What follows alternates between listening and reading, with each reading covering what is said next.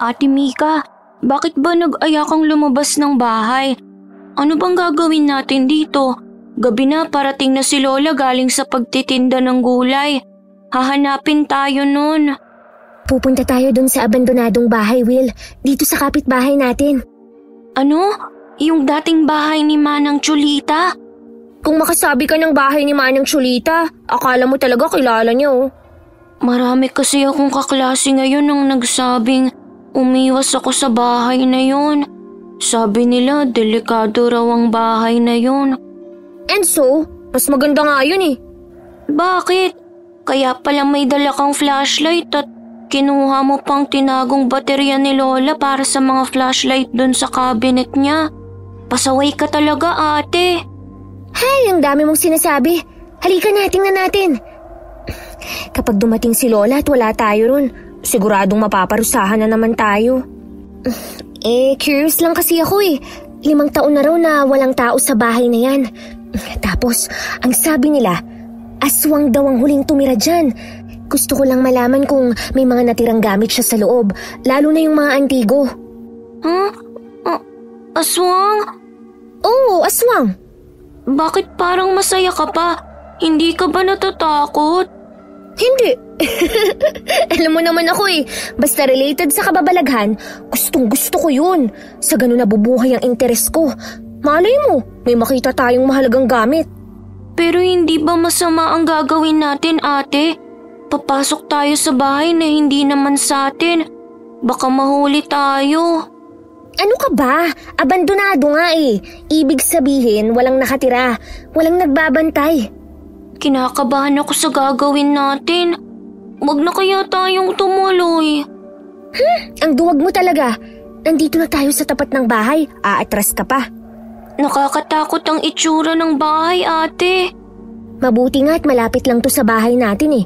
Hindi tayo mahihirapang umuwi kung sakaling sumigaw si Lola dahil maririnig kagad natin. Tara na.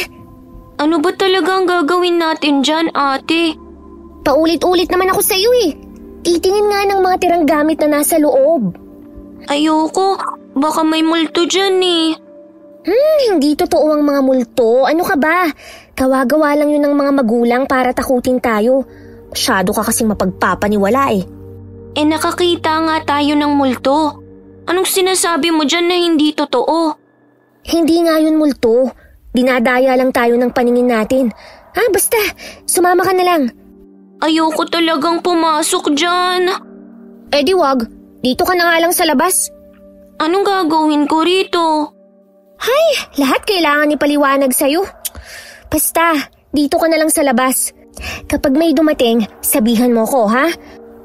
May nakapagsabi kasi sa akin na may naiwang mga antigong gamit dyan sa loob. Gusto ko lang makita. Sino nagsabi? Wala ko na ron. Teka lang, ate. Natatakot ako mag-isa. Sumama ka na nga lang kasi sa akin. Ang tigas kasi ng ulo mo eh. Tara na, pumasok na tayo. Si ate naman. Baka mahuli tayo ni Lola niyan. Hindi tayo mahuhuli kung hindi mo sasabihin. Kaya halika na. Uy, ang swerte natin oh. Hindi nakalakang gate. Ang galing. Nakakatakot yung tunog ng gate. Sa gate pa lang, ate. Natatakot na ako. Puro na lang, natatakot ako. Parang ewan eh. Kalalaki mong tao, duwag ka. Ano ba naman tong flashlight ko? Nagpapatay Cindy. Hala, umalis na kasi tayo. May ibig sabihin ng ganyan, ate. Baka hindi tayo welcome sa bahay na to. Alam mo, ang dami mong sinasabi. Sumunod ka na nga lang sa akin. Ano ba, Will? Ang sabi ko, sumunod ka. Hindi hilahin ang damit ko. Natatakot na ako. Nandito pa lang tayo sa may pintuan. Grabe ng pagtaas ng balahibo ko. Diyos ko, lalaki ka. Alam mo, dapat maging matapang ka eh. Yan siguro ang dahilan kung bakit hindi ka patuli. Ate Mika naman. Huwag ka na kasing makulit. Ito na, binubuksan ko na yung pinto. Nakalaki.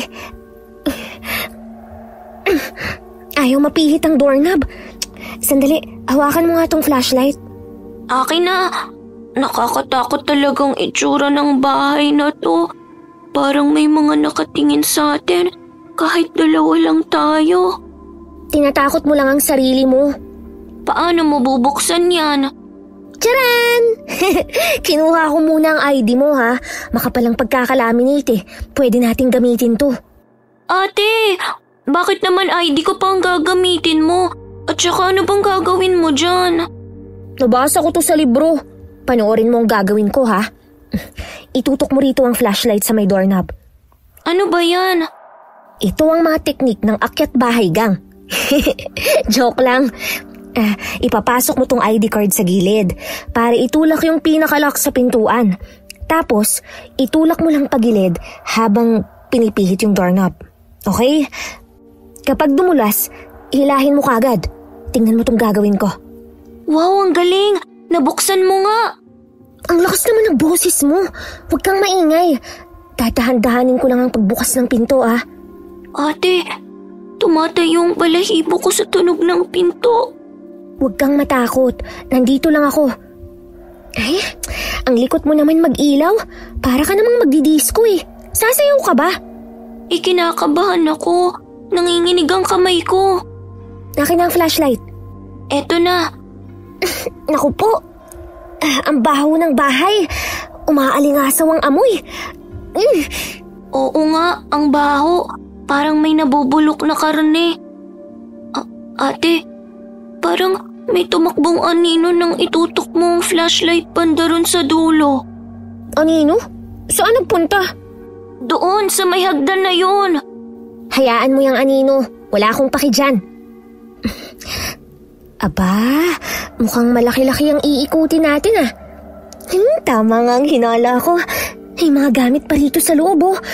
Tara, pumasok pa tayo papunta dun sa may dulo. Ate, hindi mo ba ako narinig? May aninong dumaan.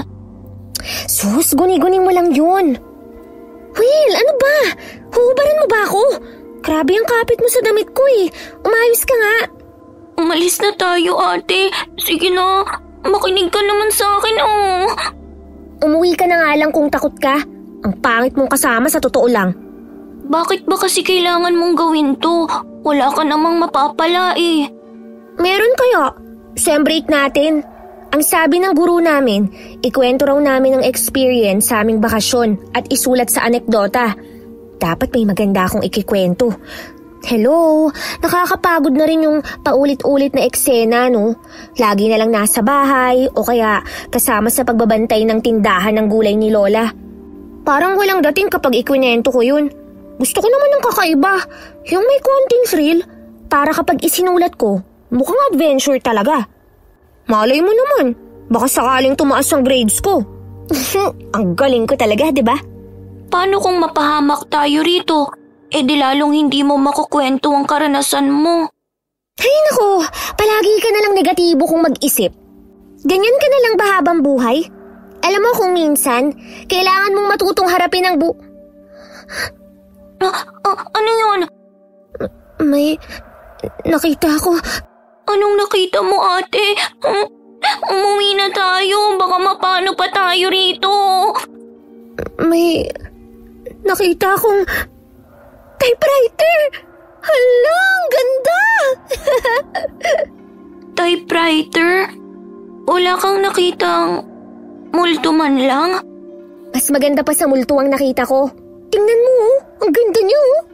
Para saan ba yung typewriter? Wala ka talagang alam sa mundo, no? Ang alam mo lang kumain, matulog, maglaro.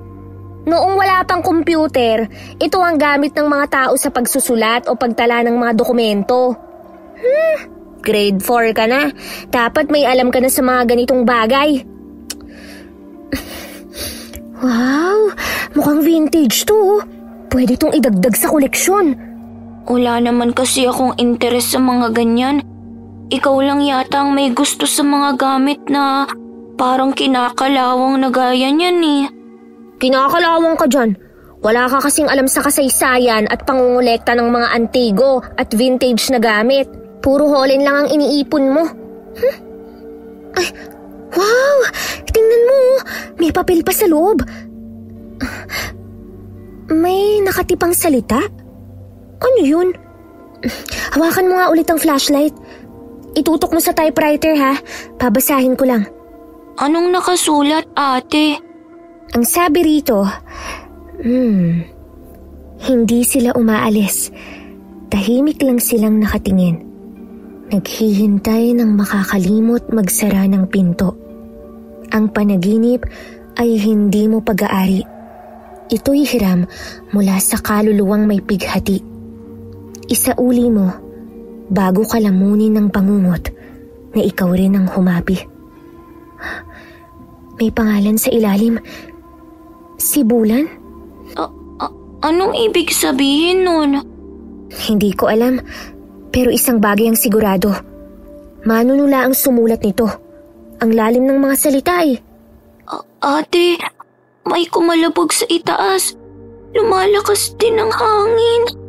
Bakit may kakalabog? Dalawa lang tayo rito. Mabuti pa, tingnan natin. Ayoko nga. Halika na. Ate, ayoko na talaga. Ano yun? Parang may pumapaba ng hagdan. Naririnig ko ang bawat tapak niya sa hagdanan. Astig!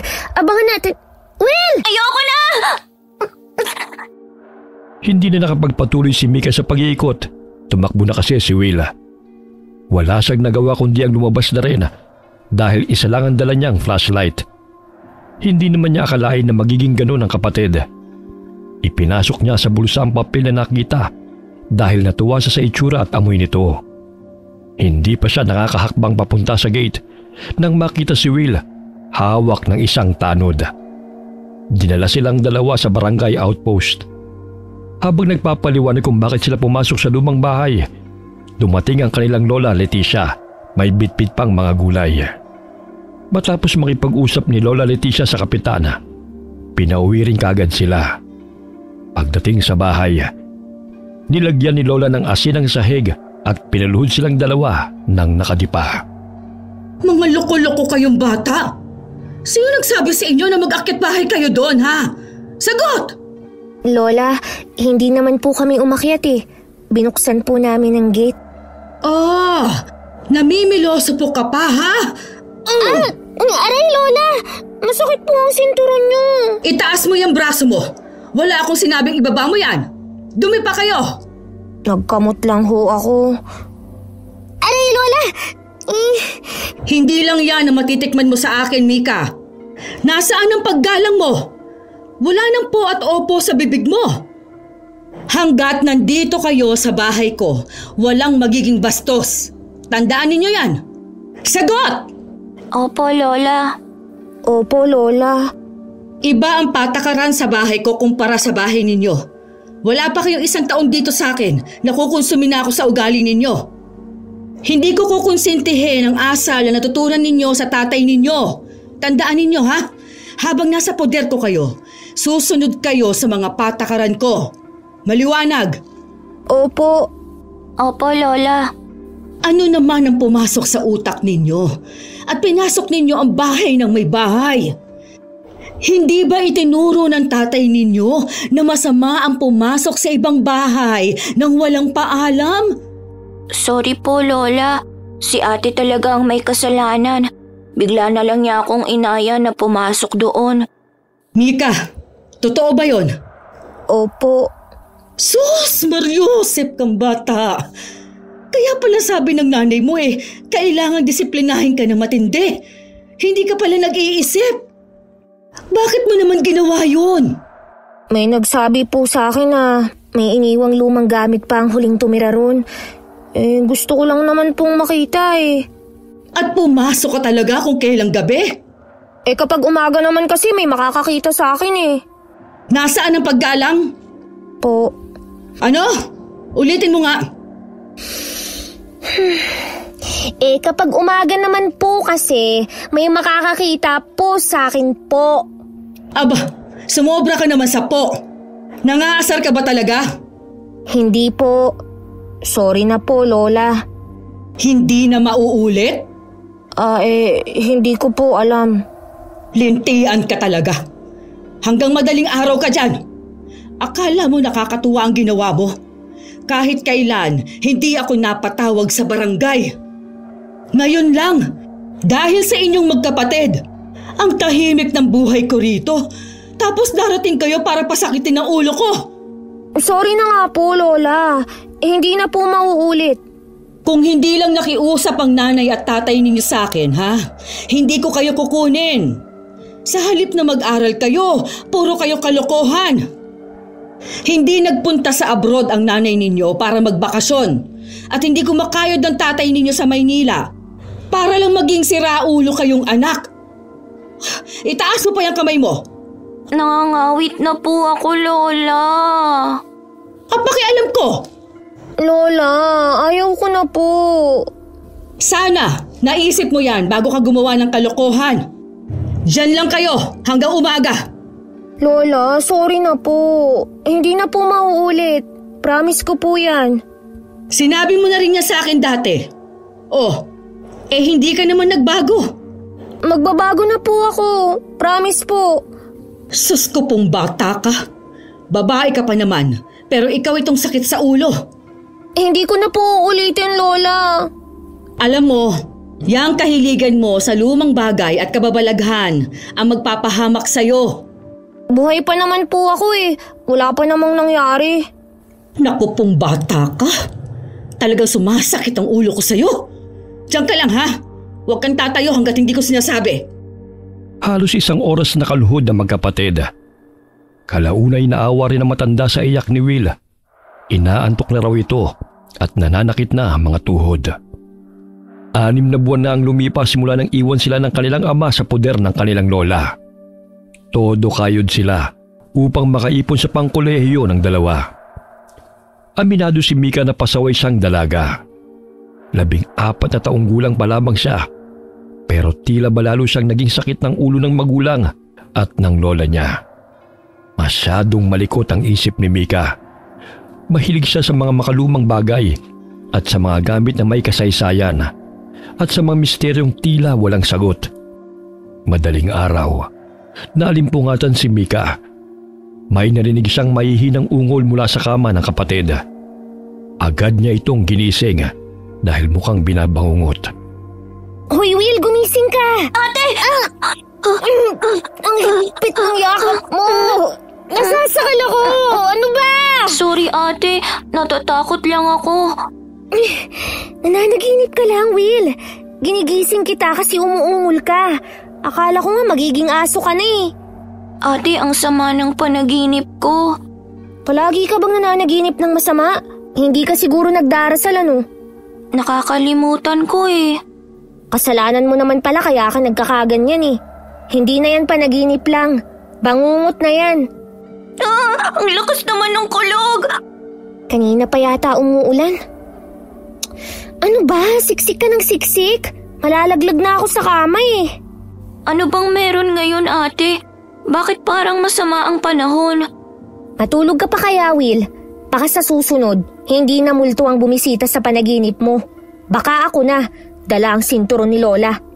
Hindi ko alam kung makakatulog pa ako, ate.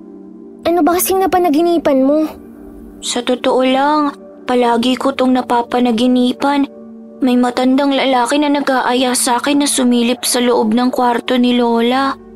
Matandang lalaki? Oo, ate. Gusto niya akong pumasok sa kwarto ni Lola. May itinuturo siyang kung ano sa ilalim ng kama. Ano naman kaya ang itinuturo niya? Nakapasok ka na ba sa kwarto ni Lola? Hindi pa, ate. Kaya nga nagtataka rin ako kung bakit paulit-ulit ang panaginip kong yun. Ay, hindi kaya may kung ano sa kwarto ni Lola? Hindi ko rin alam. Kailangang alamin natin. Mamaya, kapag umalis na si Lola, papasok tayo sa kwarto niya. Ate, wag na. Baka mahuli na naman tayo ni Lola.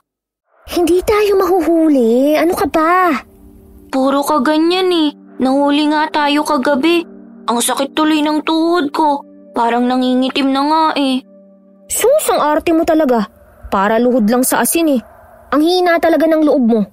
Basta ate, hindi ko gusto ang plano mo. Eh di wag, ako na lang ang titingin. Isusumbong kita kay Lola. Sige, isumbong mo. Kapag sinumbong mo ko, hindi na ako papayag na dito ka matutulog sa higaan ko. Tumabi ka kay Lola. Ayaw ko! Ang tapang palagi ng amoy ni Lola dahil sa langis na pinapahid niya. Kung ayaw mong tumabi kay Lola, sasamahan mo ko. Hindi ka ba nahihiwagaan kung bakit paulit-ulit mong napapanaginipan ng matandang lalaking yun? Baka may gusto siyang sabihin. Ate, kinakabahan ako sa mga sinasabi mo. May ikikwento ako sa'yo tungkol sa nabasa ko. Bakit mo pinatay ang ilaw? Ah! Mama, may multo! Relax ka lang. Ako lang to, no? Tinapat ko lang ang flashlight sa baba ko. Multo agad. Sus! Nakakatakot kaya. Mukha kang multo. Nilagay mo ba naman ang flashlight sa ilalim ng baba mo eh? Kainis ka talaga, ate. Matulog ka na ulit. Mamaya, may misyon tayong gagawin. At hindi ito basta-basta. Mga ilang oras lamang ay ginising sila ng kanilang lola, Leticia, upang magpaalam na magbabantay siya ng tindahan niya sa may talipapa. Mga bata, aalis na ako ha. Opo. Ingat po kayo, Lola. Kung may matira kayong pagkain, takpan nyo na lang. Opo, Lola. Kami na po ang bahala. Hoy, Mika. Hindi ko gusto yung ngisi mo. Parang may binabala ka na namang kalokohan. Wala po Will, isumbong mo sa akin kapag may ginawa na namang kalokohan yung kapatid mo, ha? Will! Hoy! Nakikinig ka ba? Aba, parang may iniisip na naman tong batang to. Opo. Bakit ba napapadalas ang pagtutulala mo? Parang may ginagawa ka rin kababalaghan. Kasi po, Lola, nananaginip po ako tungkol sa isang lalaking may itinuturo sa kwarto. Sa kwarto namin, Lola. Palagi siyang nananaginip ng masama. Tapos may itinuturo sa ilalim ng kama namin. Talaga ba, Will? Opo. Baka naman hindi ka nagdarasal. Hindi ba binilin ko sa inyo, lalo ka na, Will, na magdasal bago matulog? Nakakalimutan ko po eh. Kailangan ko pa bang pukpukin niyang ulo mo para masa ulo mo ang dasal? Kaya ka nagkakaroon ng masamang panaginip dahil wala kang pananampalataya. Kabisado mo ba ang dasal na itinuro ko? Hindi pa po masyado. Ay nako, bata ka. Hindi pwedeng ganyan. Hindi ba kayo nagdadasal nung nasa poder pa kayo ng tatay ninyo? Kasi Lola, hindi naman po kami relihiyoso eh. Ay kahit pa. Kailangan pa rin magdasal kahit hindi relihiyoso. Napakaraming masasamang elemento. Mga nilalang na gumagala sa paligid. Kaya ikaw, Mika, tigilan mo na yung kakaipon ng mga lumang gamit na hindi mo man lang pinadadasalan, ha? Loko ka talaga. Okay po, Lola. Aba, himala. Hindi ka nagalit o sumagot ng pabalagbag? Ito naman po si Lola, Hindi naman po ako ganun. Lola, baka malate pa kayo sa pagbukas ng tindahan nyo. Alis na po kayo. Aba, bakit pinapaalis mo ka agad? May kalokohan ka sigurong balak, ano? Wala po, Lola. Nag-aalala lang po ako. Baka wala kayong kitain kung tanghali na kayong aalis. Wala namang problema sa akin ang tanghaliin sa pagtitinda. Hawak ko naman ang oras ko eh. Ikaw din, Lola. Sabi nga sa kasabihan, daig ng... ano nga yun? Ay, nakalimutan ko na. Basta Lola, yun na yun. Ewan ko sa'yo ang bata ka. Oh, siya. Dito na muna kayo, ha? Mika, may mga gulay dyan. Magluto ka na lang para sa inyo ni Will, ha? Ako na po ang bahala, Lola. Magluto na lang kayo ng gulay. Tapos yung natirang pritong hita ng manok kagabi, initin ninyo. Okay, pero paano yun? Sino kakain ng manok? Isang piraso lang yun eh. Nasaan na naman ang paggalang mo? Ay, ang sabi ko po, paano po yun? Sinong kakain po ng manok? Di ang gawin mo. Magsabaw ka ng gulay. Isahog mo ang manok. Himay-himayin mo. Ang dali ng solusyon sa problema mo, Mika. Sorry na po. Susundin po namin yan. Dyan na kayo. Ingat po kayo, Lola. Sa unang pagkakataon nakangiting hinatid ni Mika ang kanyang lola papunta sa gate nilang gawa sa kahoy. Nagbilin si Lola Leticia na walang lalabas ng bahay. At nang makalayo na siya, patakbo si Mika na pumasok sa loob. Will, halika na! Ate, hindi ko pa natatapos tong kamote ko. Nag-aalmusal pa ako. Huwag mo nang ubusin yan. Ngayon ang tamang oras para silipin ang kwarto ni Lola. Bilis! Si ate naman, kumakain pa nga ako. Mamaya ka na kumain. Bilisan mo na. Kainis naman. Anong sinabi mo? Sabi ko nandyan na. Lumakad ka ng mabilis. Binibilisan ko na nga eh. Nandito na tayo. Naku, nakalakang pintuan ng kwarto. Paano natin yan bubuksan? Huwag na kasi nating silipin. Kainis ka talaga. Puro kapigil sa plano. Mali kasi to ate. Kaya nga nakakandado yan. May dahilan si Lola. Alam mo, nabasa ko sa libro, kapag ang may-ari ng kwarto ay naglalak, may tinatago yun. Ha? Wala ka talagang alam no? Ganun ang matatanda. Madaling hulaan ang mga gagawin nila. Baka may tinatago si Lola, kaya lumalabas yan sa panaginip mo. Ano pa bang nakikita mo sa panaginip? Bukod doon, wala na ako nakikita pa sa panaginip ko. Ang palagi lang niyang sinasabi ay kunin ko kung anong nasa ilalim ng kama tapos napuputol na. Hindi natin kayang sirain ang lock ni Lola. Kandado talaga ang ginamit niya. Nagbutas lang siya sa pintuan at inilusot ang kadena. Tapos ipinulupot niya at pinagdugtong para kandaduhin. Baka nga sinadya niya yan para hindi tayo mangialam. Mali ka. Ang mundo ay puno ng hiwaga, Will. Tingnan mo, may isip akong paraan para makapasok. Teka, tama. Susubukan ko nga ang nabasa ko sa libro kung paano magbukas ng kandado gamit ang hairpin. Ay, bahala ka na nga ate. Ay, kaso wala akong hairpin eh. Teka, hindi ba may bintana sa kwarto ni Lola? Oo ate, bakit? Halika, lumabas tayo. Ano na naman yan? Halika na, bilisan mo. Doon tayo dadaan. Hindi ba kahoy lang ang lock ni Lola ron? Sa tingin ko. Alam mo, ang pangit mong kasama sa buhay. Ang boring mo, nakakainis. Sabi nga kasi sa'yong ayaw kong sumama sa mga ganito eh. Sisilip lang naman tayo eh. Wala tayong gagawing masama. Oo na ate, nangangati ang ulo ko sa'yo. Tingnan mo, medyo malaki ang awang ng bintana. Kayang-kaya mong dukutin ang lock. Ha? Bakit ako? Alam mo naman ako. Hindi naman maliit ang braso ko para madukot yan. Sige na, bilis. Ayoko ate. Bilisan mo na. Nangungutong ka naman bigla eh. Sumunod ka. Ate mo ko. Kainis naman. Kapag hindi ka sumunod, bahala ka sa buhay mo. Sige ka. Hindi ka makakahiga sa kama ko. Sa lapag ka matutulog. Ito na ate. Parang ano naman eh.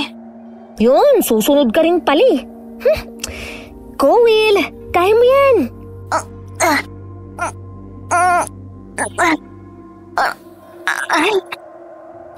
Ang sikip ng butas, ate.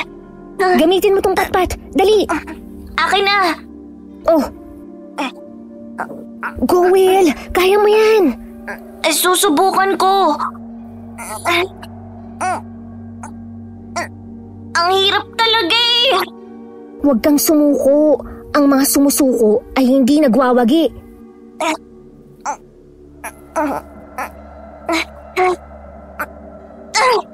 Nabuksan din. Ayun! Galing ng kapatid ko. The best ka talaga. Pumasok ka na. Susunod ako sa'yo. Ayoko. Kapag hindi ka pumasok, ilalaglag kita. Ayoko talaga. Ayaw mo ha? Aray! Kainis ka ate. Tinulak mo talaga ako. Ang sakit tuloy ng puwet ko. Makulit ka kasi. Hindi naman masakit yan. Kawayan lang naman ang sahig natin eh. Ang arte mo. Dinaganan mo pa ako. Kainis ka talaga, ate. Bilisan na natin. Isusumbong kita kay nanay kapag tumawag yun. Wow! Ang linis ng kwarto ni Lola. Kailangan, bago tayo umalis, maayos ang pwesto ng mga gamit ha, para hindi siya makahalata. Hindi talaga maganda tong ginagawa natin. Manahimik ka nga. Nandito na tayo eh. Ano pa bang pinoproblema mo dyan? Silipin na natin ang ilalim ng kama. Ate, anong nakita mo? Parang hindi ka na umimik. May malaking baul sa ilalim ng kama ni Lola. Tulungan mo ako, Will. Hilahin natin. Walang nagawa si Will kundi ang sumunod. Hinila nila ang baul palabas ng kama. Halos habulin nila ang hininga ng tuluyang mailabas ito. Hindi nila naiwasang maubos sa kapal ng alikabok. May kandado sa baul, pero hindi ito nakasara. Dahan-dahang binuksan yun ni Mika. Napanganga siya sa mga lumang gamit at mga librong bumungad sa kanila.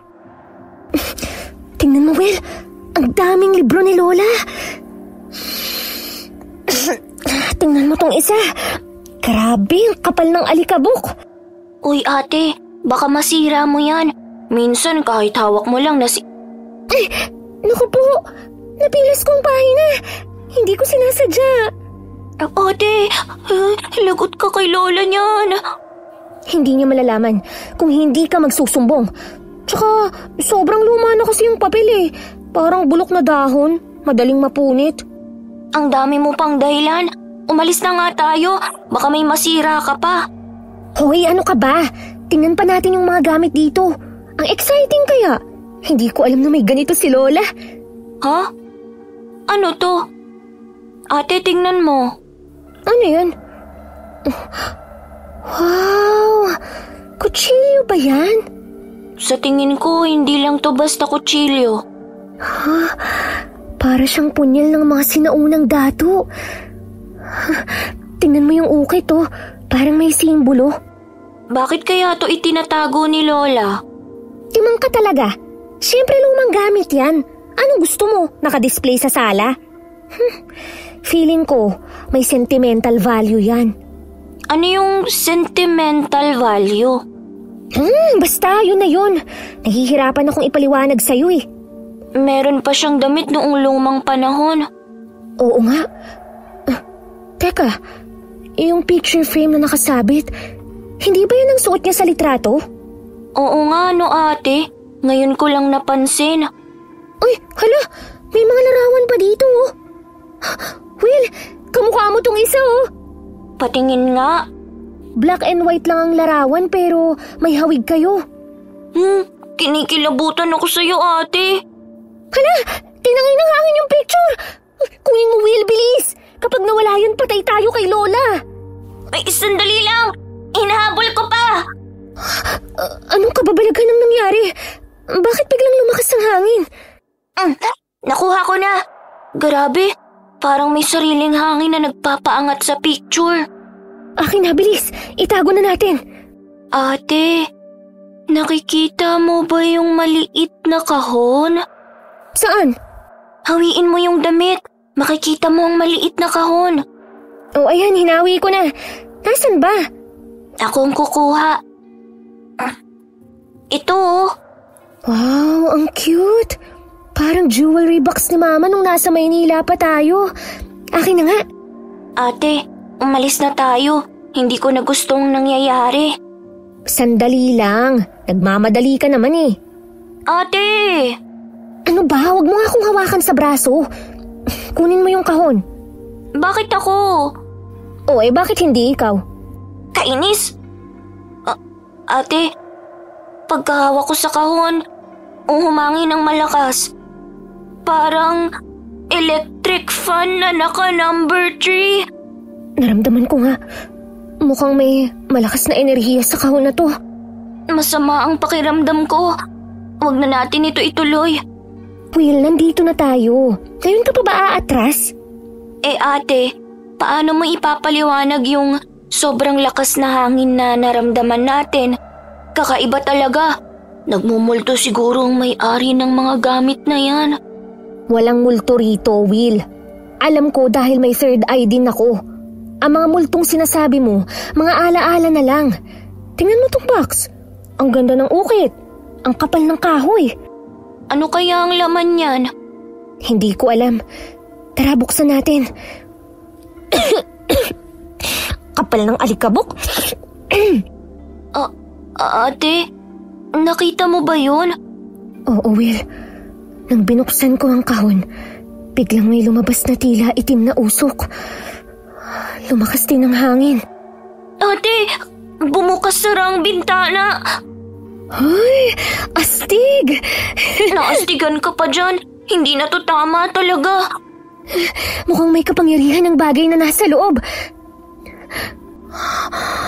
Oh, tingnan mo, Will. Isang kwintas. Anong klaseng kwintas yan? Hindi ko rin alam. Ngayon pa lang ako nakakita ng ganito. Hindi kaya agimat to? Anong agimat? Ang mga agimat ay mga proteksyon ng kung sino man ang gagamit nito. May iba't ibang hugis ang agimat.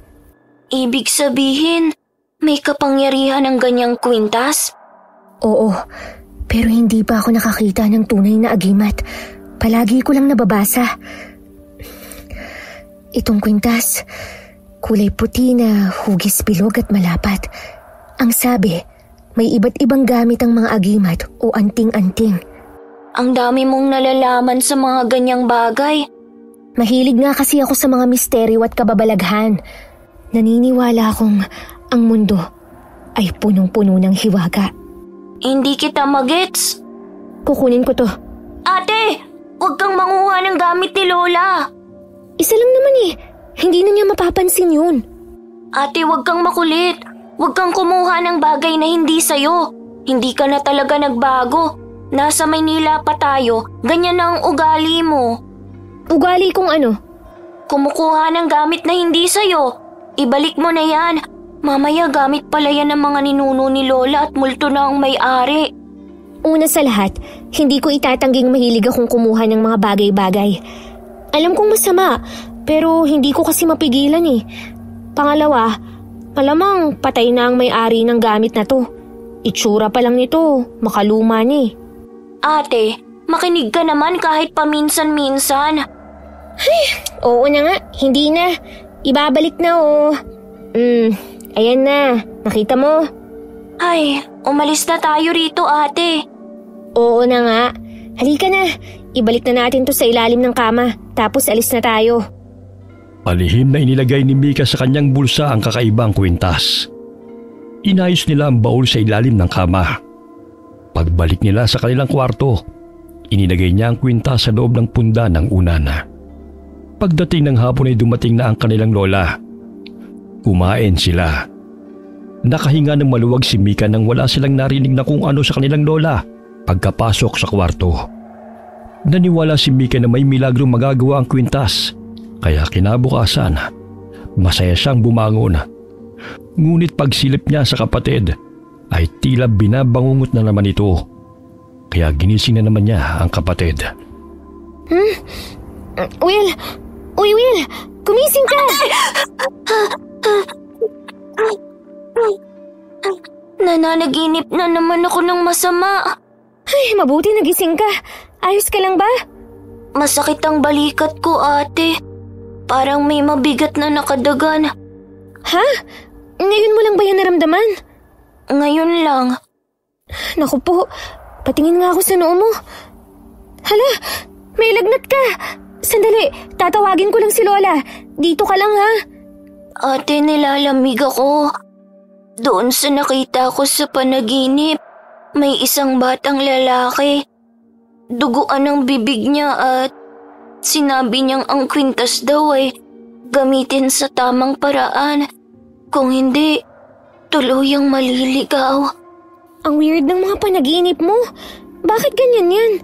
Nagdasal ka ba bago matulog? Nagdadasal naman po ako. Bakit ganun? Binabangungot ka pa rin. Ay, hayaan mo na. Sasabihin ko muna kay Lola na may lagnat ka. Dito ka lang ha? Oo, ate. Salamat. Nakakapagtaka naman. Bakit bigla siyang nilagnat? Okay pa naman siya kagabi ah. Paano kung ibigay ko ang kwintas sa kanya? Baka sakaling gumaling siya. Pero hindi ko pwedeng sabihin sa kanya na kinuha ko ang kwintas. Siguradong isusumbong niya ako kay Lola. Ay, bahala na nga. Kailangan kong makausap si Lola. Lola! Tao po! Lola! Sandali lang! Papunta na! Ang bilis kong nagising si Lola ngayon ah. Himala. Anong kailangan mo, Mika? Lola, tulungan niyo naman po ako. Mainit kasi si Will. Natural, mainit siya. Buhay pa siya. Ano bang sinasabi mo? Hindi po yun ang ibig kong sabihin. Si Will po kasi nilalagnat. Ano?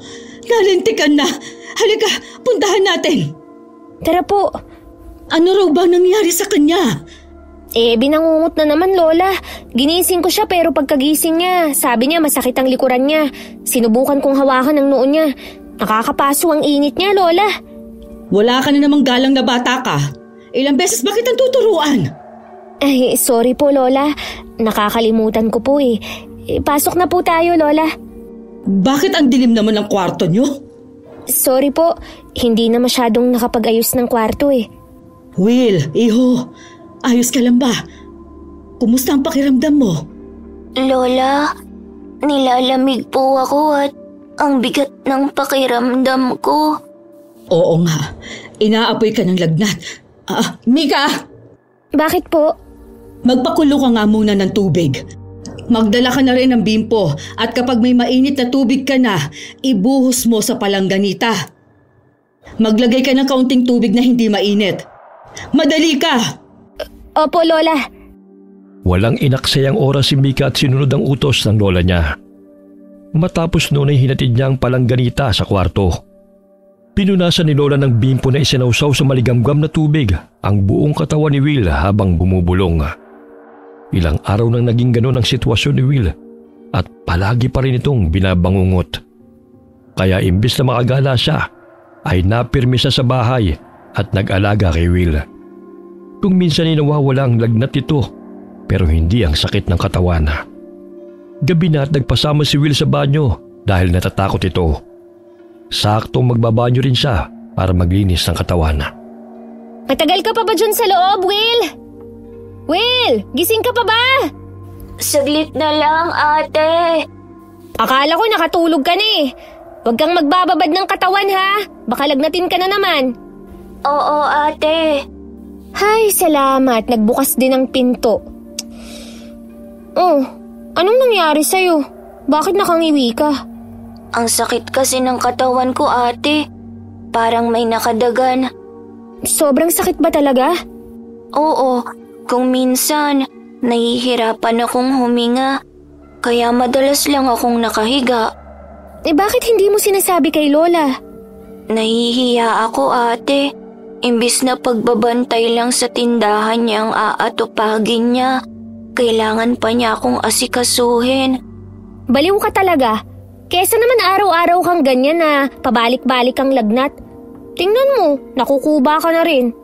Mabigat nga kasi ang balikat ko, ate. Hala, pumapahangit ka na. Si ate naman eh. Joke lang. Pero, seryoso, kumukuba ka na talaga. Gusto ko nang gumaling. Napapagod na ako. Ang bigat palagi ng pakiramdam ko. Kaya nga dapat gumaling ka na. Mauuna na ako sa iyo, ate, ha? Kaya mo na bang maglakad nang ikaw lang mag-isa? Kaya ko naman.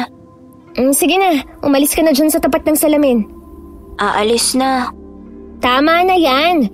Hinaharangan mo ang kagandahan ko. Teka, ano yun? Pagkalagpas niya, nagip ng mata ko na parang may nakapasan sa balikat ni Will. Hindi ako makagalaw. Anong nilalang yun? Ate, okay ka lang? Ha? Wala. Okay lang ako. Magpahinga ka na. Anong klaseng nilalang yun? Ito ang unang beses kong makaramdam ng takot. Hindi ko mapigilang manginig sa takot. Hindi kaya nagkakasakit si Will ay dahil sa kwintas na kinuha ko. Naku, hindi pwede. Kailangan ko nang itapon ang kwintas. Kawawa naman ang kapatid ko. Unang beses niyang makaramdam ng kilabot sa kanyang katawan. Naisip niyang may kinalaman ng kwintas sa nangyayari sa kanyang kapatid. Kaya palihim niya yung kinuha at itinapon sa isang kanal malapit sa kanilang bahay. Hindi naman kasi niya may babalik ito sa loob ng kwarto ng kanyang lola dahil baka lalo siyang mahuli at mapagalitan. Dumaan ang mga araw at nawala ang lagnat ni Will. Pero palagi pa rin itong binabangungot at masakit pa rin ang balikat. Naisip ng lola nila na dalhin ito sa isang manghihilot. Kakilala ng lola nila ang manghihilot na si Mang Ben. Tapos ko na siyang hilutin. Salamat, Ben. Will, maayos na ba ang pakiramdam mo? Medyo po. Makinig ka, bata. Hindi yan kaagad na mawawala. Ano po ang ibig niyong sabihin? Ikaw ay gagambalain ng mga nilalang. Hindi ka nila patatahimikin hanggat hindi niya nakukuha ang bagay na yon. Hoy, Ben! Anong ibig mo sabihin? Tinatakot mo ang apo ko. Bahala ka kung hindi ka maniniwala, Leticia. Pero sa darating na mga araw, lalapit sila sa inyo upang kunin ang matagal na nilang inaasam. Loko ka talaga, Ben. Tinatakot mo lang ang mga apo ko eh. Salamat ha sa paghilot mo sa apo ko. Dati akong albularyo, Leticia. Alam mong may katotohanan ng mga sinasabi ko. Hindi nyo matatakasan ang kapalaran ng angkan ninyo. Matagal nang naging tahimik ang buhay namin. Magtutuloy-tuloy na yon. Hindi mo ba nararamdaman ang nakaambang panganib? Ben, tinatakot mo lang ang mga apo ko. Aalis na kami. Ito ang bayad ko. Kumain ka ha at huwag magpagutom. Binibigyan lamang kita ng babala, aking kaibigan. Will ang pangalan mo, tama? Opo. Kunin mo itong makabuhay. Kapag may kakaibang lumapit sa iyo, hampasin mo lamang ito. Ano bang ginagawa mo, Ben? Hindi namin kailangan yan. Hindi naman kami sinasalakay ng aswang. Kahit pa. Kunin mo ito, iho. Hindi ka dapat matakot sa kanila. Sige po. Salamat po. Oo na. Sige na. Aalis na kami. Halika na, Will. Pagbabago ang takbo ng buhay mo, Will. Ikaw ang napili ng kwintas. Paano niya nalaman ang tungkol sa kwintas? Tumigil ka na nga, Ben. Baka lalong bangungutin itong apo ko eh. Loko ka talaga. Basta kapag kailangan nyo ng tulong, huwag kayong mag-alinlangan na puntahan ako. Oo na. Leticia, palagi ka namang may dalang asin, hindi ba? Ha? Wala akong asin pero palagi akong may kutsilyo. Magmula ngayon, dapat lagi ka nang may dalang asin. Lola, halika na po. Will, tara na. Ito na nga, naglalakad na. Will, huwag mong intindihin ang sinabi ni Mang Ben. Lola, ate, natatakot po ako.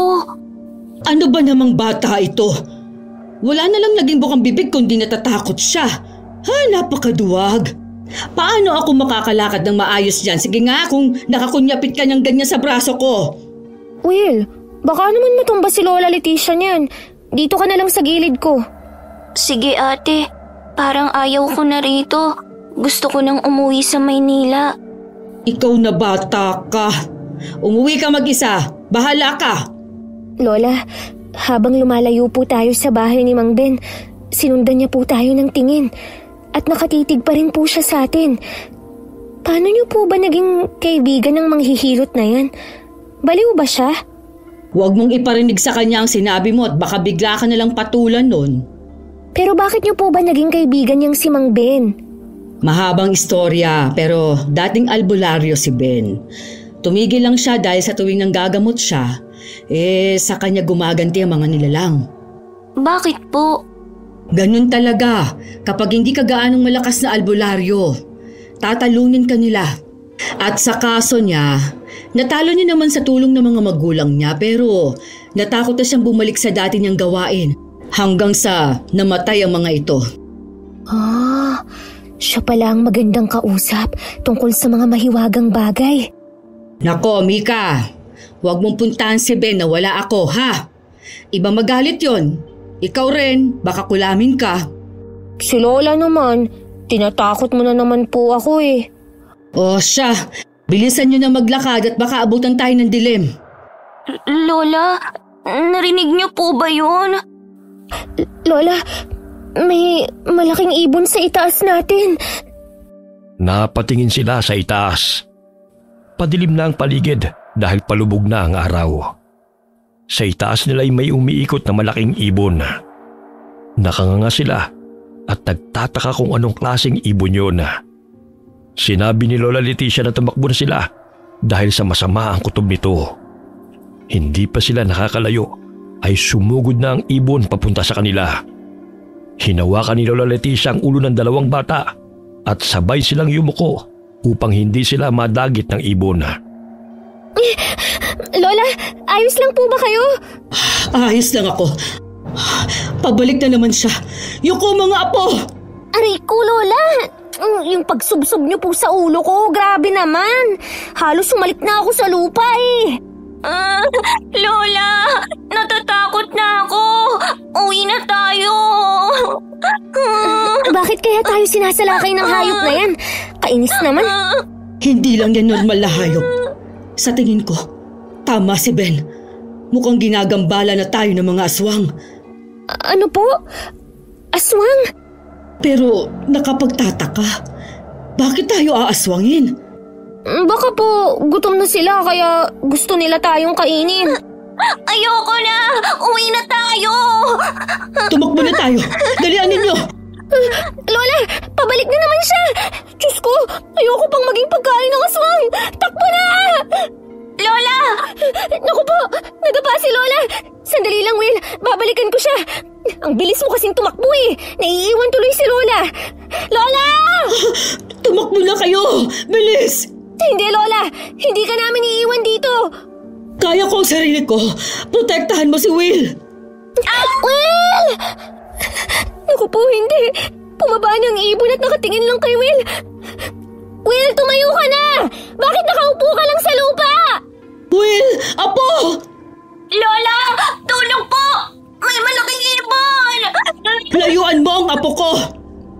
Akma na sanang susugod ang matanda habang nakaamba ang kanyang dalang kutsilyo. Ngunit pumagaspas ang aswang. Sa sobrang lakas ay lumipad ang mga parte ng lupa kaya napuwing ang matanda. Si Mika naman ay buong tapang na binabato ang ibon habang umuusal ng panalangin. Sumigaw ng pagkalakas-lakas ang ibon at umalingaw-ngaw ito sa paligid. Halos mabingi silang maglolola. Natumba si Mika at tumama ang ulo niya sa bato kaya nahilo ito. Hindi kaagad ito nakagalaw. Nang bumangon siya ay nakita niya si Will na hinahampas ang ibon ng hawak na makabuhay.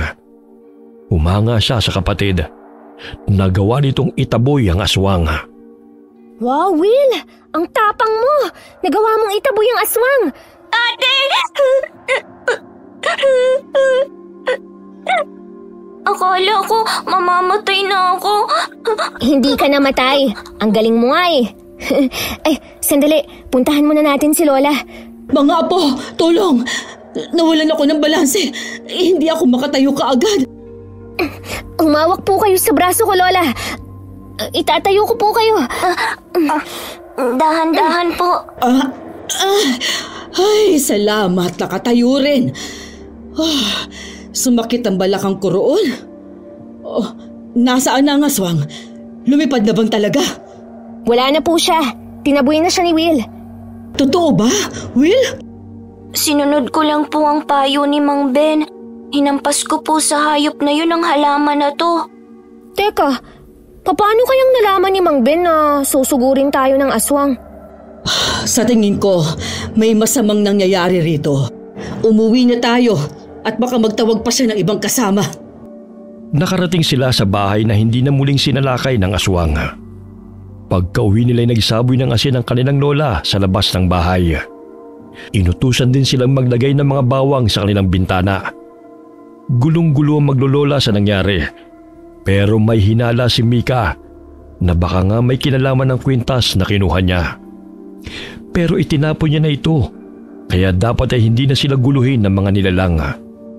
Sinabihan sila ng kanilang lola na maglagay ng kahit kalahating basong asin sa tabi nila at magdasal bago matulog.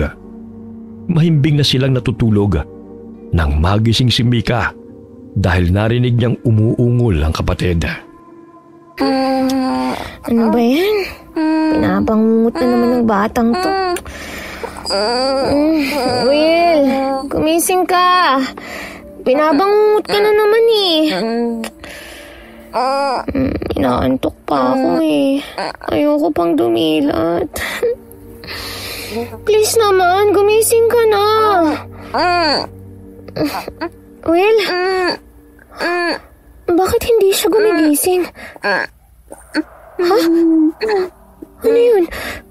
Bakit parang may tumatawa? Will! Mika! Sino ang tumatawa? Bakit wala akong nakikita? Mika! Buksan mo ang pinto! Lola, nandyan na po. Bakit ba ang tagal mo magbukas ng pinto? Lola, ayaw magising ni Will. Kanina ko pa siya ginigising. Hanggang sa kwarto ko nga naririnig kong ungol niya. Lola, hindi ko alam kung anong gagawin. Will! Ano po ang gagawin natin? Naririnig ko po na may tumatawa. Hindi ko makita. Wala akong kakayahang makakita ng nilalang. Paano na, Lola? Ano pong gagawin natin? Kailangan natin gisingin si Will. Gisingin mo siya, dali. Ako na ang bahala magsaboy ng holy water at magdasal. Hahampasin ko ang katawan niya nitong palaspas. Sige po. Lumayas ka sa apo ko! Layuan mo siya! Will! Kumising ka na, Will! Will, gising! Will, uy! Kumising ka! Kung kailangan kitang sampalin, gagawin ko talaga. Ano? Hindi ka talaga gigising, ha? Will! Kapag hindi ka nagising, pipisilin ko yung itlog mo! Lola, naririnig ko pa rin na tumatawa yung babae. Wala tayong magagawa. Kailangan niyang magising sa sarili niya. Will, gising! Ayaw mo talaga, ha? Ayan, malakas yung sampal ko, ha? Hindi ka pa rin nagising? Kainis naman. Daganan kaya kita. Mika! Ano nangyayari sa'yo? Lola, naninigas po ang katawan niya. Lola, nakikita ko na po kung sino ang tumatawa. Sino? May babaeng nakaupo sa ibabaw ni Will. Matabang nilalang. Gisingin mo na si Will. Sa tingin ko, isa siyang batibat. Kapag nagtagumpay siya, mamamatay ang kapatid mo. Will, gising, bilis! Ay, bahala na. Sasampalin na lang kita ng paulit-ulit.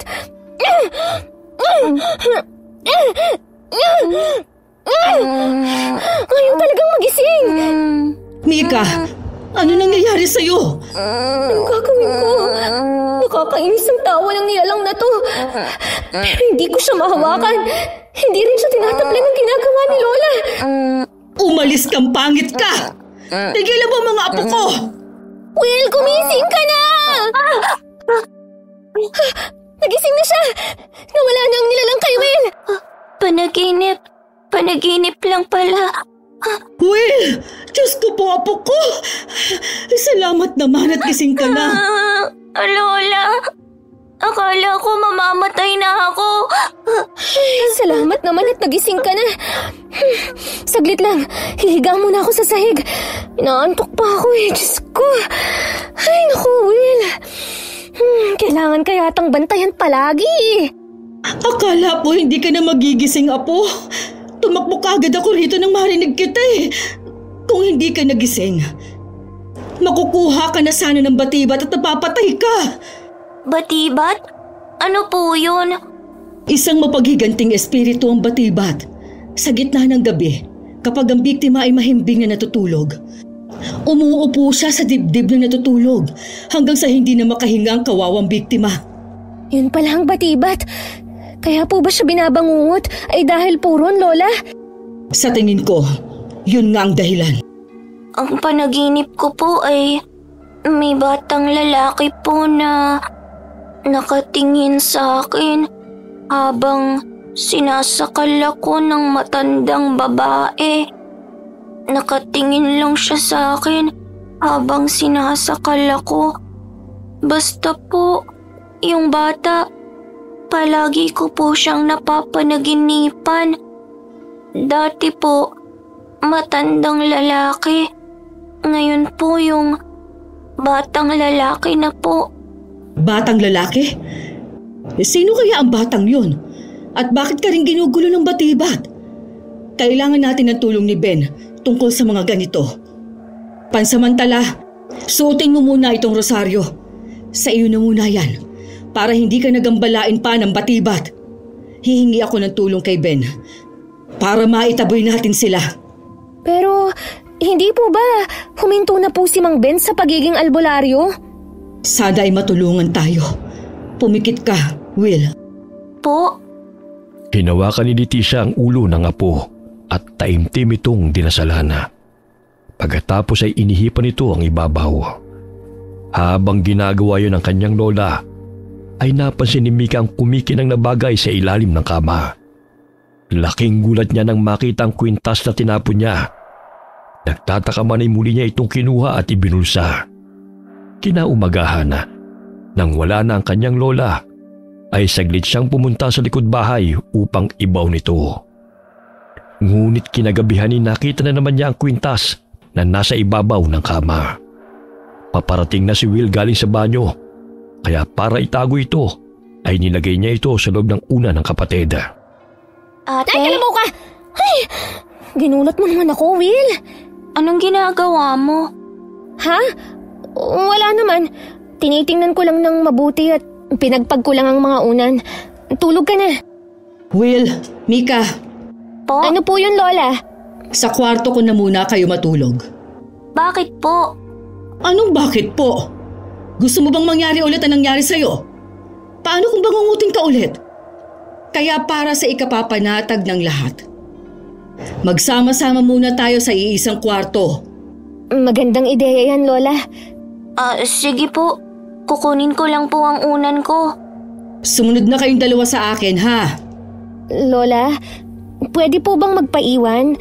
Dito na lang po ako sa kwarto ko. Hindi pwede, Mika. Paano kung ikaw naman ang mapahamak? Mas maganda kung magkakasama tayong tatlo sa kwarto. May duyan akong inilagay sa kwarto ko. Pwede ka roong mahiga kung gusto mo. Tama ang sinabi ni Lola, ate. Mas maganda kung magkakasama tayo. Kasi naman ikaw pa nga lang nakatabi ko, naiirita na ako. Si Lola pa kaya? Hoy, bata ka. Naririnig kita, ha? Bunga nga nito. Sa ayaw at sa gusto ninyo, magsasama tayo sa iisang kwarto. Pansamantala lang naman. Ano na, dali. Lola, susunod na po kami. O sige, hintayin ko kayo ron, ha? Opo. Ay, naku naman! Ayokong katabi si Lola. Sana kayong dalawa na lang Ano ka ba, ate? Kung kami lang dalawa, paano kung ikaw naman ang atakihin tapos wala kami sa tabi mo? Maganda nga ang plano ni Lola Ayoko pa naman ng amoy ni Lola tuwing gabi. Lagi siyang nagpapahid ng matapang na amoy ng langis. Hindi ko alam kung para saan yun pero ang baho talaga. Nananapak ang amoy Kesa naman ikaw ang dalawi ng batibat. Ay, oo nga pala. Anong ginagawa mo riyan sa cabinet mo? Sandali lang. Nasaan na kaya yun? Aha, ito na. Libro? Aanhin mo yan? Dito ko nabasa ang tungkol sa mga sinaunang paniniwala ng mga Pilipino. Mga aswang, agimat, mga multo at elemento ang nakasulat dito. Nandito rin ang tungkol sa batibat na sinasabi mo. Hala, hindi totoo to. Bakit? Anong nakita mo? Tingnan mo to. Yung ano? Yan o.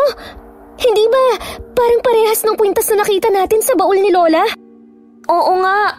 Ibig sabihin, ayon dito sa libro, ang anting-anting na yun ay pwedeng proteksyon laban sa mga nilalang. Ate, may kumakatok sa bintana natin. Pati sa dingding, Kumakatok. Ano ba naman? Wala pang gabi na pwede tayong matulog ng matiwasay. Puro na lang ganito. Palakas ng palakas ang katok niya. Lola! Lola! May nagugulo na naman! Ate, labas na tayo please. Natatakot na naman ako. Halika na, dalian mo! Ito na ate, tara na. Lola! Lola! Oh, bakit? Ano nangyari sa inyo? Bakit ganyan ang mga itsura nyo?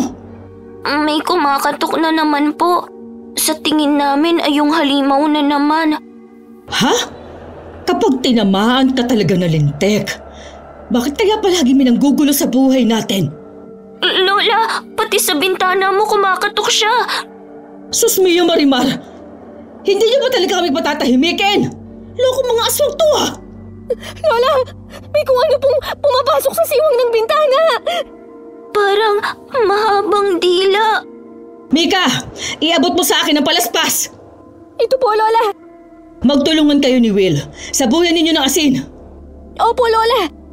Ito yung asin ate, sabuyan natin siya. Ano yun? Mayroon din sa bubong? Hoy! Umalis ka dyan! Lola, meron din po sa pintuan. Kinakalabog na po nila ng sabay-sabay ang paligid ng bahay natin. Huwag kayong matakot. Lalo lang nila tayong tatakutin kapag nagpadala kayo sa emosyon ninyo. Bakit po kaya tayo inaaswang? Wala naman pong buntis dito eh. Hindi lahat ng aswang buntis ang punterya. Pwede nilang patayin ng kahit na sino kapag tinamaan sila ng tawag ng laman. May uri rin ng aswang na kapag may sakit ang isang tao, sa kanila balak patayin. Kaya po siguro nila tayo hinahabol ay dahil nagkasakit po ako. May iba pa akong naiisip na dahilan. Pero napaka-imposible nun. Lola! Nasira na po nila ang pinto! Diyos ko po! Pumeso kayo sa likuran ko, dali! Will, nasa iyo pa ba ang makabuhay na ibinigay ni Ben? Nasa akin pa po, Lola. Gamitin mo yan kapag merong umatake sa'yo. Nagulat ang maglola na may malakas na puwersang sumipa sa pintuan. Nasira yun at pumasok ang isang aswang na tila gumagapang kung maglakad. Mahaba ang dila nito at dinig na dinig ang tunog ng kanyang paglalaway. Inatake nito ang kanilang lola sa pamamagitan ng matalas nitong dila. Hinampas naman ito ng matanda ng kanyang palaspas na may holy water, kaya nalapnos ang dila nito. Mabilis kumilos ang aswang at nagpagala-gala siya sa loob ng bahay. Halos hindi nila ito mahuli. Nagulat na lamang si Mika nang nasa harapan na niya ang kalaban at nakangisi sa kanya. Pinuluputan siya nito gamit ang dila at itinakbo palabas. Tulong! Lola! Will! Tulungan niyo ako! Ate! Mika! Hoy! Aswang ka! Bitiwan mo ang apo ko! Bitiwan mo ako! Bitiwan mo ako, sabi! Ano ba? Ano bang kailangan mo sa akin? Ay, Diyos ko po!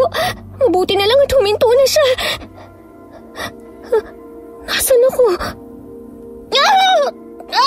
Bitiwan mo nga ako! Aba, pinitiwan nga ako. Saan nagpunta yun? Saang parte na ba ako ng lugar namin? Mapuno rito at mataas. Nasa bandang bundok na yata ako. Teka, masukal ang lugar na to ah. Kailangan kong makalayo. Ayun ang bahay. Tanaw na tanaw rito. Wisit naman na aswang to. Inilabas pa ako. Ate! Ang layo mo naman! Will! Huh? Ano yun? Yung aswang na ibon, nasa itaas ko. Umiikot siya. Will, mag-iingat ka! Tumingala ka! Mika! Naririnig ko sila. Wala! Papunta na po! Ano to?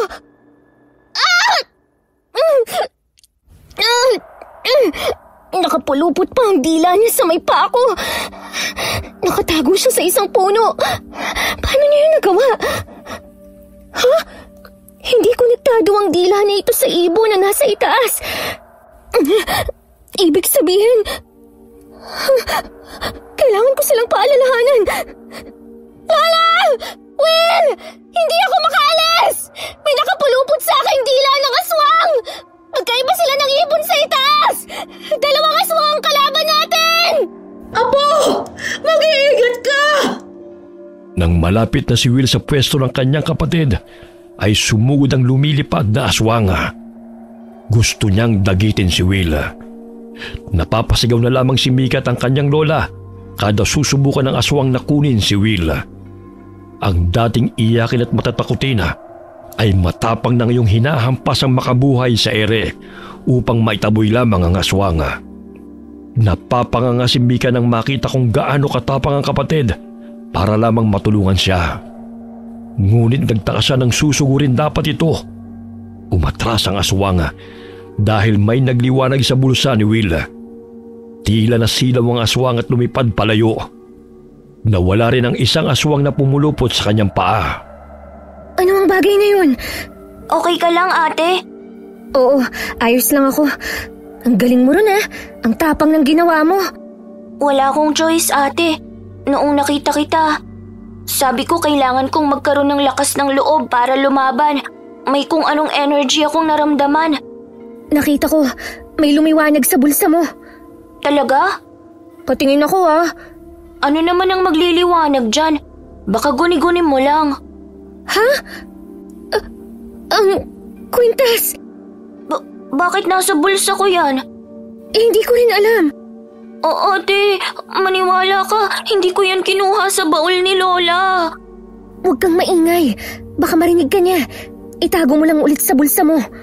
Pero maniwala ka. Hindi ko talaga yan kinuha. Alam ko. Dahil ako ang kumuha niyan. Ha? Ate, ikaw ang naglagay nito sa bulsa ko? Hindi. Sa loob ng unan mo, doon ko nilagay yan. Pero hindi ko alam kung bakit napunta yan sa bulsa mo. Siguro, talagang mahiwaga ang kwintas na yan. Narinig mo ba yun, ate? May umatungal. Umalis na tayo rito. Itago mo ulit ito sa bulsa mo. Napagod ako ron. Ang galing mo, Will. Nataboy mo ang mga aswang. Paano mo? Sandali lang. Hiningal ako. Lola, huwag na po kayong magsalita at baka lalo pa kayong hingalin. Dapat hindi na po kayo sumunod. Akala ko kasi mapapahamak kayo. Hindi mo na pala kailangan ng tulong ko. Lola, kailangan na po nating umuwi. Naku po, maglalakad na naman ako. Gusto niyo po bang buhatin na lang po namin kayo? Sira ulo. Mamaya ilaglag niyo pa ako. Siguro po, kung may aswang nahahabol sa atin, mapapabilis ang takbo natin. Ate, ayoko na makipaglaban sa aswang. Nanlalambot na naman ang tuhod ko. Halika na, umalis na tayo rito. Naglakad silang tatlo pauwi ng bahay. Halos kalad ka rin na ni Mika ang lola niya. Makalayo lamang sa masukal na bahaging yun ng kanilang lugar. Natatakot siya na baka bumalik ang mga umatake sa kanila. Nang makauwi sila'y nagpasya si Mika na sabihin ang katotohanan sa kanilang lola. May hinala kasi siya na ang kwintas na yun ang punot dulo ng lahat ng nangyayari. Salamat at nakaupo rin sa tumba-tumba ko. Hindi ko akalain na susugurin tayo ng mga aswang. Sumakit ang mga kasukasuan ko sa kanila. Lintik na yan. Lola, may gusto po akong sabihin.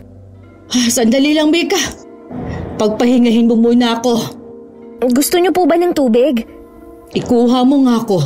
Naisip mo na lang din. Lola, ayos lang po ba talaga kayo? Oo nga, ayos lang ako. Ngayon na lang ulit ako nakaranas na sundan ng mga aswang.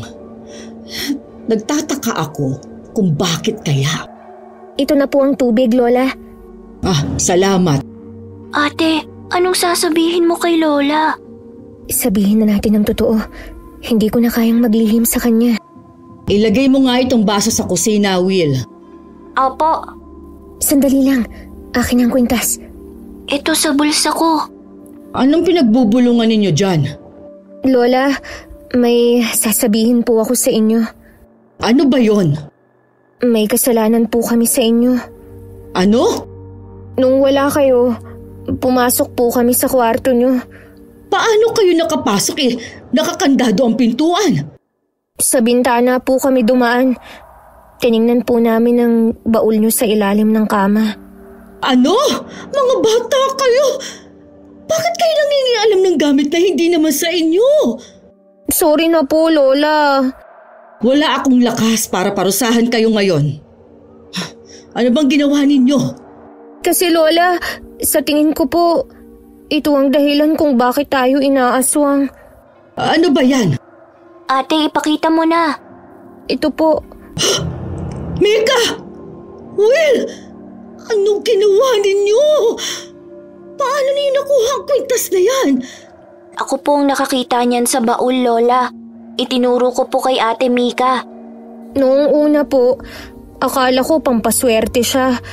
Kaso, simula nung tinabi ko siya, nagkasakit po si Will at nagpapabalik-balik lang. Loko kayo mga bata kayo! Kaya naman pala tayo inaaswang. Lola, inaamin ko po na kasama ako sa pagpasok sa kwarto mo. Pero sinabihan ko po si ate na huwag manguha ng gamit. Pasensya na po, kasalanan ko po talaga. Palihim ko pong tinago yan kay Will. Yang talagang kamay mo, Mika. Ang likot-likot. Ayoko magalit dahil alam kong pagod kayo at natatakot. Pero Diyos ko naman. Ano ba naman kayo mga bata kayo? Sinabi ko na sa inyong kapag hindi ninyo pag-aari, huwag ninyong dalawin. Sorry na po, Lola. Hindi na po mauulit. Alam nyo ba kung ano ito? Pwede kayong ipahamak ng kwintas na ito. Noong una po, ang alam ko lang po agimat siya. Nabasa ko rin po yun sa libro Pero hindi ko po alam kung bakit imbis na layuan tayo ng mga aswang, parang nilulusob tayo. Ay, ibigay mo na yan sa akin. Ito po. Itatago ko muna siya sa bimpong ito. Lola, gusto ko pong malaman kung ano po ang tunay na kapangyarihan ng agimat na yan. Ano yun? Naririnig niyo po ba yun? Parang may mga sumisigaw at umiiyak na mga tao. Iba't ibang boses. Nakakabingi. Ako rin. Naririnig ko sila. Ito ang mahirap kapag may third eye ang pamilya. Lahat tayo nakakarinig. Ano pong gagawin natin? Sinasabi ko na nga ba nakapahamakan lang ang dulot ng kwintas na to? Will, takpan mong magkabilang tenga mo. Ginagawa ko na po, Lola. Kaso naririnig ko pa rin ang mga hiyaw at sigaw nila. Kailangan natin silang labanan. Lola, nagliliwanag na naman po ang kwintas. Kanina, nagliwanag din po yan nung susugurin na si Will ng aswang. Hindi ko maintindihan kung bakit. Pero sa tingin ko, hinahatak sila ng kwintas palapit sa atin. Hindi ko na po talaga maintindihan. Paano hinahatak po sila ng kwintas? Pero kanina, tumakbo sila nang magliwanag po yun sa bulsa ni Will. Magpahid kayo ng holy water sa inyong tainga, tapos magdasal tayo. Dali na! Okay po. Natahimik silang tatlo at hinintay matapos ang pagdarasal ni Lola Leticia. Nawala ang mga hiyaw at iyak na naririnig nilang tatlo, kaya humanga siya sa ginawa ng Lola. Hindi ko na po sila naririnig. Paano po ninyo nagawa yun? Tinuruan ako ng lola ko ng mga simpleng dasal. Pero syempre, hindi ako ganun kagaling. Ano po ba yung mga naririnig natin? Bakit po sila sumisigaw, umiiyak, at may ibang parang nasasaktan ng pagsigaw? Ang mga narinig natin ay mga kaluluwa ng ating mga kamag-anak. Ano po? Bakit naman maririnig ni Will ang mga yun? Makinig kayo sa ikukwento ko. Itong kwintas o agimat na ito, tinatawag itong tuway-tuway. Isa itong malakas na agimat. Tuway-tuway? At ang gagamit nito, dapat malakas ang loob at mabuti ang puso. Dahil kung mapupunta ito sa ganid at gagamitin sa masama, mababahiran din ito ng kasamaan hanggang sa kontrolin ka ng agimat. Bakit po kayo may ganyang agimat? Ang tuway-tuway na ito ay buto galing sa isa sa angkan natin. Ang huling aswang sa pamilya na si Lolo Junel. Aswang? Tama ang narinig ninyo. Galing tayo sa lahi ng mga aswang. Bata pa nang mamatay si Lolo Junel sa hindi inaasahang sakit. Dahil doon, hindi na niya naipasa ang pagiging aswang sa ating henerasyon. Ang kalololohan ay naisipang gawing gabay si Lolo Junel. Kaya kinuha nila ang tuway-tuway nito at ginawang agimat sa pag-aakalang magiging malakas itong agimat na poprotekta sa sino mang gagamit. Kung proteksyon po ang agimat na ito, bakit po walang gumagamit? Dahil sa malakas itong kapangyarihan, halos lahat ng angkan natin ninais nang makuha ang agimat upang maproteksyonan sila laban sa masasamang espiritu, elemento o maging mga aswang. Bukod pa ron, may hatid din itong swerte sa negosyo. Pero may kapalit ang lahat ng tinatamasa nilang yaman. Kung ang hangarin hindi busilak. Ano po ang ibig niyong sabihin? Ang mabuting motibo ng agimat ay nabahira ng masamang intensyon. Nang mapasa kamay ito ni Lolo Danilo, ginamit niya ang kayamanang natamasa upang magyabang at tapakan ng ibang tao. Kaya naman ang naging kapalit noon, namatay ang kanyang anak sa sakit, gaya ng kay Lolo Junel. Namatay rin siya dahil dulot ng kalungkutan. Matapos niyang mamatay, doon na nagkagulo kung kanino mapupunta ang tuway-tuway. Nagpatayan, nagsisihan ang mga naiwan sa pamilya. Lahat nais makuha ang tuway-tuway. Ano pong nangyari pagkatapos nun? Dahil sa sigalot na nangyari, minabuti ng aking lolo na walang gagamit nito. At sa tulong ng aking ina na isang manggagamot, dinasalan nila ang munting kahon kung saan nila inilagay ang kwintas upang walang makakita nito. Sinabi nilang sinunog ni tatay ang kwintas pero ang totoo, walang bagay na nakasisira sa agimat. Kaya hindi ko maintindihan kung bakit nakita niyo to. Dahil malakas ang orasyon na ginamit ng nanay ko rito. Base po sa mga nababasa ko, Lola Leticia, ang mga mutya at agimat ay namimili ng kanilang magiging amo. Hindi ho kaya hindi sila ang napili ng agimat? Kaya kabaliktaran po ang nangyari sa kanila? Ama ka. Kaya nga imbis na maging magandang takbo ng buhay ng mga gumamit nito, naging delubyo. Hindi ho kaya si Will ang napili nila? Bakit ako? Yun nga ang nasa isip ko. Sa totoo lang, hindi ko talaga nasaksihan ang tunay na kapangyarihan ng tuway-tuway. Kaya hindi ko rin masasagot kung bakit naaakit ang mga aswang dito. Will, mag-iingat ka. Po? Opo. Matulog na tayo. Bukas pupunta tayo kay Ben upang magpatulong. Ibabalik ko na lang ito sa baul. Halina kayo. Kahit nahihirapan ay pinilit nilang matulog upang makabawi ng lakas. Ngunit kahit anong gawin nila, ay hindi talaga sila tinitigilan ng mga nilalang. Sa panaginip ni Mika, naroon siya sa abandonadong bahay na kanilang pinuntahan. Pumasok siya sa loob. Naririnig niya ang pagtipa ng isang babaeng nakasuot ng itim na bestida. Naririnig din ni Mika ang weirdong tawa nito. Pinagmasdan niya ang paligid. Ito ay puno ng mga lumang kagamitan na ginagamit sa mga ritual. Uminto ang pagtipa ng babae sa makinilya. Marahan itong lumingon sa kanya. Maputla ang mukha nito, ngunit malalim ang paligid ng mga mata. Mahaba ang buhok at kulay itim ang labi. Bakit hindi ako? Ha? Bakit hindi ako? Anong sinasabi mo? Bakit hindi ako? Aray! Huwag mo akong sakalin! Bakit hindi ako? Bakit hindi ako? Bakit hindi ako? Bitiwan mo ako! Papatayin kita! Papatayin kita! Papatayin kita! Bitiwan mo ako, sabi! Mabuti na lang, nakabitiw ako sa pagsakal niya. Ano bang problema mo? Hindi ba mas magaling ako sa kanya?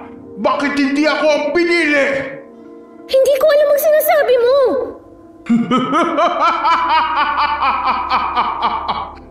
Sino ka? Bakit ako nandito? Mas magaling ka sa kanya pero bakit siya ang pinili? Anong sinasabi mo? Mas matapang ka kaysa kay Will pero bakit sa kanya napunta ang tuway-tuway? Ha? Hindi ka pinili ng agimat. Sa tingin niya mahina kang tao. Hindi ako pinili. Bakit hindi ka niya pinili? Bakit nga ba hindi ako ang pinili ng agimat? Mas matapang naman ako at mas may alam pagdating sa mga ganong bagay. Ganyan nga. Makapangyarihan ng tuway-tuway. Pinipili lang niya ang malalakas. Ibig sabihin, hindi ka malakas! Mahina ako. Hindi pala ako malakas. Walang nagmamahal sa'yo. Walang may pakialam sa'yo. Dahil mahina ka. Ang mahina ay hindi pinapahalagahan ng mga tao. Wala kang puwang sa lugar na ito. Sumama ka sa akin. Doon maraming magmamahal sa'yo. Saan tayo pupunta? Sa lugar kung saan ka magiging masaya. Sino ka? Hindi na yun mahalaga. Masaya roon sa pupuntahan natin. Pero paano ang kapatid ko? Huwag mo nang intindihin ng kapatid mo. Masaya na siya sa bago niyang buhay. Buhay na hindi ka kasama. Sumama ka na sa akin! Sasama ako sa'yo. Sasama ako sa'yo.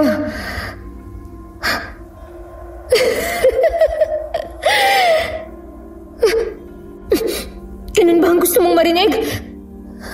Hindi ako sasama sa'yo. Hindi mo sinasabi ang pangalan mo.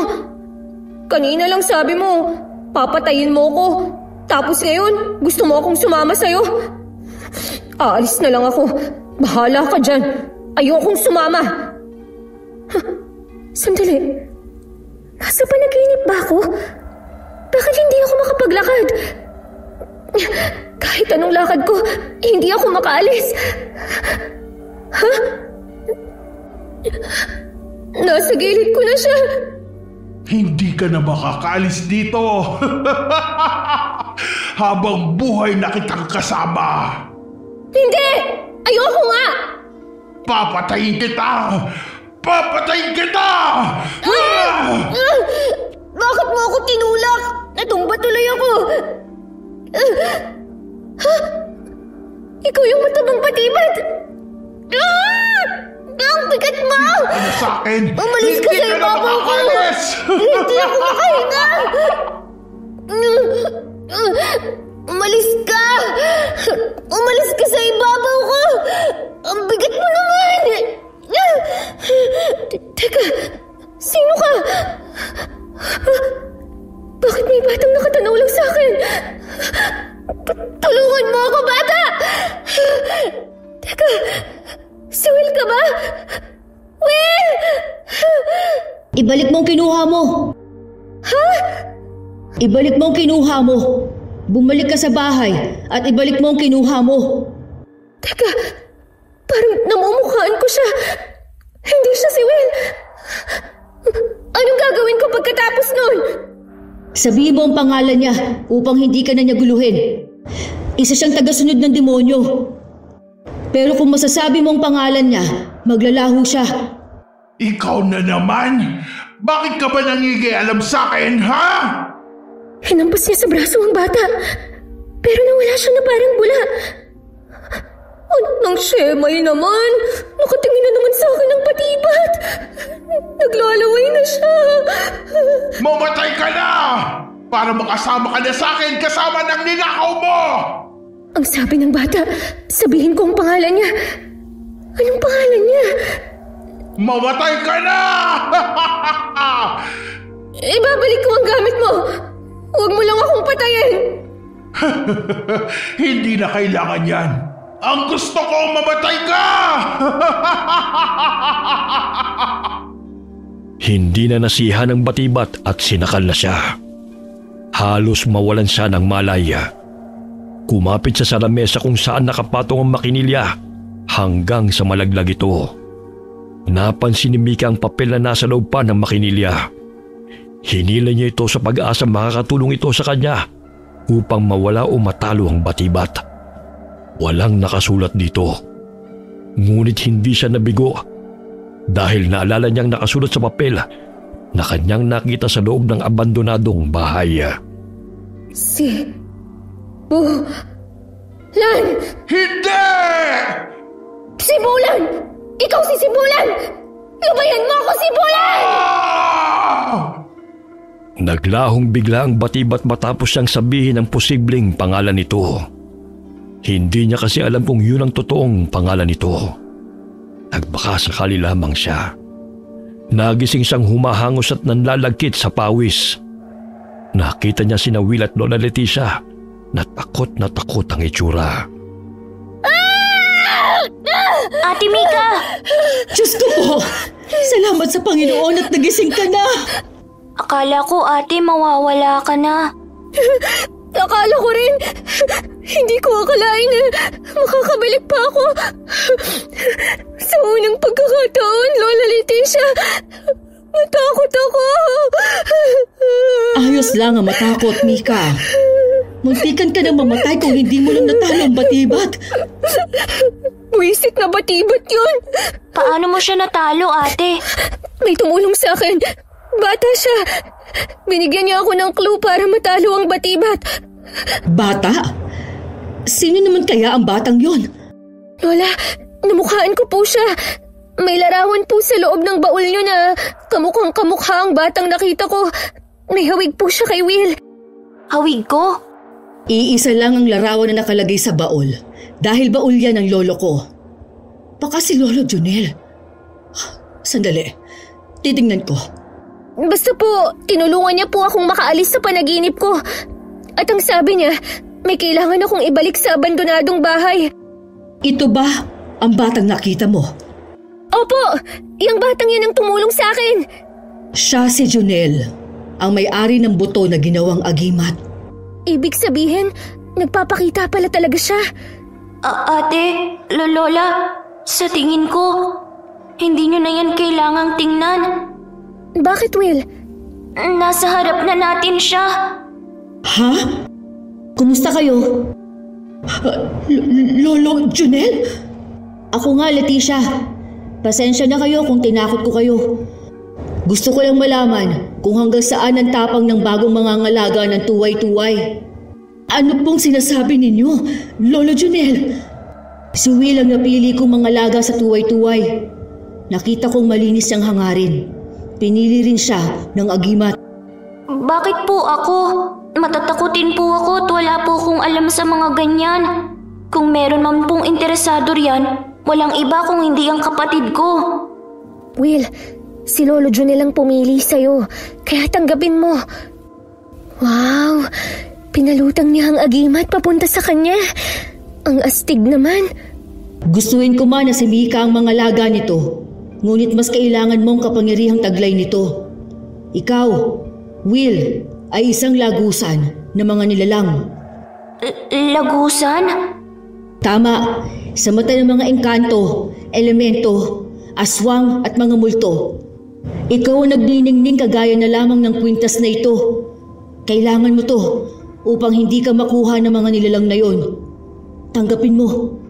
Tanggapin mo na, Will. Salamat po. Sinabit pa niya ang agimat sa leeg mo. Ang galing! Parang totoong-totoo siya. Leticia, ano po yun? Bantayan ninyo si Will. Darating ang araw na merong mag-i-interes sa kanya at kukunin siya. Gawin ninyo ang lahat ng paraan para hindi siya makuha. Poprotektahan siya ng agimat. Kaya huwag na huwag niyang kalilimutang suotin. Hanggat maaari, huwag niyang tanggalin. Masusunod po. Sa wakas, matatahimik na rin ako. Ilang taon kong hinintay ang pagkakataong ito. Makikita ka pa ba namin? Sa tingin ko ay hindi na. Maraming salamat, Lolo Junel. Walang anuman. Lolo Junel, hindi na ba kami sasalakayin ng mga aswang? Ako rin ang aswang na nakasagupa ninyo. Ha? Grabe naman! Tinakot niyo pa kami! Kailangan kong gawin yun upang subukan ang katatagan ninyo. Matatag po kami, Lolo. Pero yung mata namin, hindi. Halos gabi-gabi niyo kaming tinatakot eh. Pati po ba yung batibat, tropa niyo? Tropa? Ibig niyo pong sabihin, kung kayo rin po ba ang gumawa ng batibat? Hindi ko sugo si batibat. Ikaw, Mika, ang dahilan kung bakit kayo ginugulo ng batibat. Ikaw ang kanyang puntirya. Pero dahil hawak mo ang tuway-tuway, kay Will niya ibinuhos ang galit. Kinuha mo ba ang bagay na gustong-gusto niya? Ano naman po yun? Si Mika lang ang nakakaalam nun. Mika, nagnakaw ka na naman ba? Kasi Lola, nakita ko lang naman to eh. Tinago ko ang papel na nakita ko sa abandonadong bahay. Ang ganda kasi ng quotes, tapos yung papel niya, luma na kaya kinuha ko. Saka mabango pa rin. Kailangan mong maibalik ang papel na yan para hindi ka muling gambalain ng batibat. Bigla na lamang naglaho si Junel at nagising ang maglolola. Sila pala'y nakaranas ng kalahating gisinga at kalahating tulog. Kinaumagahan ay pumunta sila kay Mang Bena para humingi ng tulong. Sinabi ni Mang Bena kailangang sunugin ang pisikal na papel upang makarating umay sa uli ito sa batibat. Yun lamang daw ang hiling ng batibat upang hindi na sila gambalain. Pagbalik ni Mika sa eskwelahan, ay humanga ang kanyang guro sa kanyang kwentong nakakatakot na kanyang naranasan nung sem break. Marami ang hindi naniwala, ngunit may mga naniwala rin naman. Tinanggap ni Will ang kapalaran na magiging isa siyang tagapangalaga ng agimat. Hanggang sa lumaki siya ay suot niya pa rin ito. Makalipas ang ilang taon ay nakagraduate si Mika at nagtatrabaho bilang curator sa isang museo.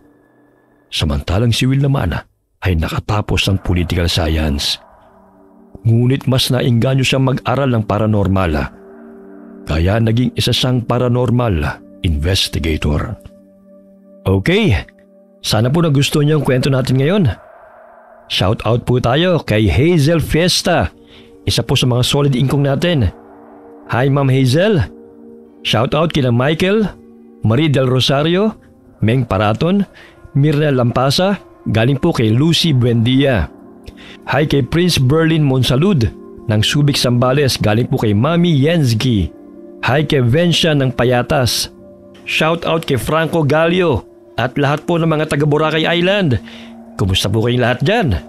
Hi kay Edia Sagala ng Talisay, Batangas. Hi kay Marites Padilla at kay Julie Ann Jimenez mula sa Pampanga. Hi kay Malu Suklan ng Cuenca, Batangas. Hi kay Arlene Torquiza from Bataan. Hi kay Cliven Dubalan. Hi kay Melanie Gonzalez from Kuwait. Shout out to Raquel Hasegawa and Mitsuru from Osaka, Japan. Hi kay Chloe Abalos from Riyadh, Saudi Arabia. Hi kay Lizelle Copper from Riyadh, Saudi Arabia. Hi po kay Feli Kuwait from San Miguel, Bohol. Galing po din siya sa Kuwait. Hi kay Ernita Diaz. Alright, maraming salamat po sa inyo and God bless po sa inyong lahat.